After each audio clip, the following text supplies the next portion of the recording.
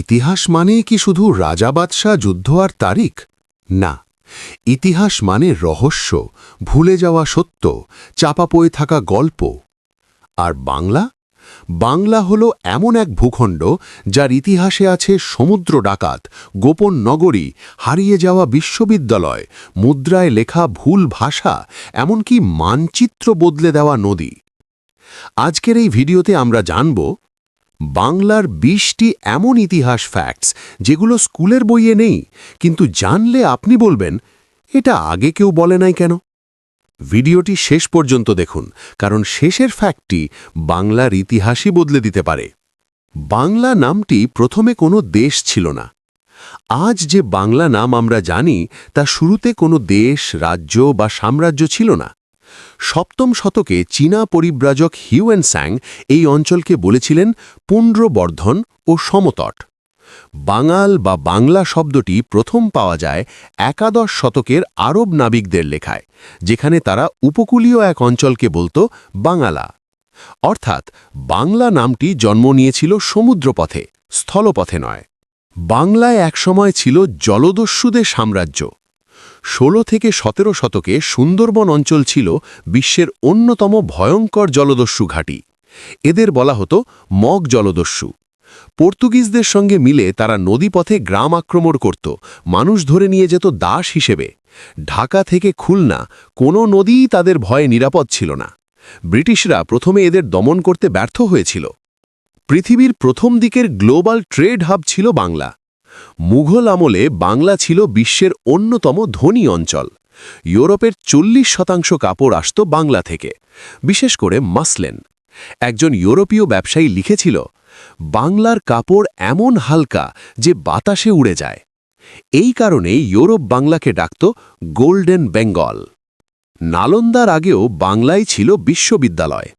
অনেকেই জানে নালন্দার কথা, কিন্তু খুব কম মানুষ জানে বাংলায় ছিল সোমপুর মহাবিহার, বর্তমান পাহাড়পুর। ৮ম শতকে নির্মিত এই প্রতিষ্ঠান ছিল আন্তর্জাতিক, আবাসিক, বহু বিষয়ক। চীন, তিব্বত, কোরিয়া থেকে ছাত্ররা আসত এখানে। বাংলা ভাষা একসময় রাজদরবারে নিষিদ্ধ ছিল। মুঘল আমলে রাজদরবারে ব্যবহার হতো ফার্সি, আরবি, তুর্কি। বাংলা ভাষাকে ধরা হতো গ্রাম্য, কিন্তু কবি, সাধক আর লোকগানের মাধ্যমে বাংলা ভাষা টিকে যায়, রাজা নয়, সাধারণ মানুষের হাতে। ঢাকায় মসলিন ধ্বংস করা হয়েছিল পরিকল্পিতভাবে। এটা শুধু শিল্প হারানো নয়, এটা ছিল অর্থনৈতিক হত্যাকাণ্ড। ব্রিটিশরা কি করত? তাঁত কেটে দেয়, কারিগরদের আঙুল ভেঙে দেয়, কর বাড়িয়ে দেয়। ফলাফল, বিশ্বসেরা কাপড় হারিয়ে যায় ইতিহাসে। বাংলার নদী মানচিত্র বদলে দিয়েছে রাজনীতি। গঙ্গা, ব্রহ্মপুত্র, মেঘনা এই নদীগুলোর গতিপথ বদলানোর কারণে রাজ্য ভেঙেছে, রাজধানী সরেছে, বন্দর হারিয়ে গেছে। গৌড় নগরী ধ্বংস হয় শুধু নদীপথ বদলানোর কারণে। বাংলায় একসময় নারীরা রাজ্য শাসন করতেন। রানী ভবশঙ্করী শুধু নাম নয়, তিনি ছিলেন দক্ষ প্রশাসক। তিনি দুর্ভিক্ষে জনগণকে বাঁচিয়েছিলেন নিজের কোষাগার খুলে। বাংলার ইতিহাসে নারী শাসনের দৃষ্টান্ত খুবই প্রাচীন। বাংলার মুদ্রায় আরবি লেখা থাকত। সুলতানি আমলে বাংলার মুদ্রায় আরবি ক্যালিগ্রাফি, কোরআনের আয়াত। কিন্তু মুদ্রা ব্যবহৃত হতো হিন্দু, বৌদ্ধ, মুসলমান সবার মধ্যে। এটাই ছিল বাংলার সহাবস্থানের প্রমাণ। বাংলা ছিল বিশ্বের সবচেয়ে ঘনবসতিপূর্ণ অঞ্চল। ১৭ শতকে বাংলার জনসংখ্যা ছিল ইউরোপের অনেক দেশের চেয়েও বেশি। এই কারণে কৃষি উন্নত ছিল, নদীভিত্তিক সভ্যতা গড়ে উঠেছিল। বাংলার সাধকরা ইতিহাস লিখেছেন গান দিয়ে। লালন, হাসন রাজা, শাহ আব্দুল করিম তারা ইতিহাস লিখেছেন গান, দর্শন, প্রশ্নের মাধ্যমে। কাগজে নয়, মানুষের মনে। বাংলার বিদ্রোহীরা প্রথম ব্রিটিশ বিরোধিতা করে।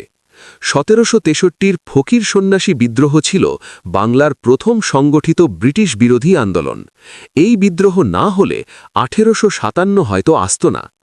কলকাতা রাজধানী হয় দুর্ঘটনাবশত। ইস্ট ইন্ডিয়া কোম্পানি শুধু একটি বন্দর খুঁজছিল, কিন্তু সেই বন্দরই হয়ে যায় ভারতের রাজধানী। বাংলার গ্রামে একসময় ছিল স্বশাসন। পঞ্চায়েত ব্যবস্থা ইউরোপের গণতন্ত্রের আগেও বাংলায় ছিল। গ্রাম নিজের বিচার নিজেই করত। বাংলা সাহিত্য ইউরোপীয়দের অনুপ্রাণিত করেছে। রবীন্দ্রনাথ ছাড়াও বঙ্কিমচন্দ্রের লেখায় অনুপ্রাণিত হয়েছিলেন অনেক ইউরোপীয় চিন্তাবিদ। বাংলার ইতিহাসে দুর্ভিক্ষ ছিল মানবসৃষ্ট। 1770-এর দুর্ভিক্ষে 1 কোটিরও বেশি মানুষ মারা যায়। খাবার ছিল, কিন্তু করের জন্য মানুষ কিনতে পারেনি। বাংলার নৌবাহিনী ছিল দক্ষিণ এশিয়ার সেরা।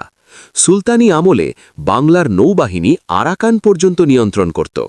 বাংলায় একসময় কাগজ তৈরি হতো গাছ ছাড়া। শন, পাট, তুলা এইসব দিয়ে তৈরি হতো কাগজ। বাংলার ইতিহাস বহুবার নতুন করে লেখা হয়েছে। যে ইতিহাস আমরা জানি তার অনেকটাই লেখা হয়েছে উপনিবেশিক দৃষ্টিতে। সবচেয়ে বিস্ময়কর, বাংলা কখনো পরাজিত হয়নি, ভেতর থেকে ভাঙা হয়েছে।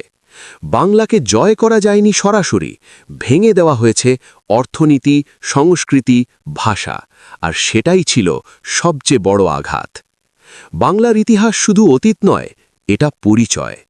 যদি আপনি চান এই রকম আরও অজানা ইতিহাস, ভিডিওতে লাইক দিন, চ্যানেল সাবস্ক্রাইব করুন, কারণ ইতিহাস যত জানা যায় ততই নতুন হয়ে ওঠে।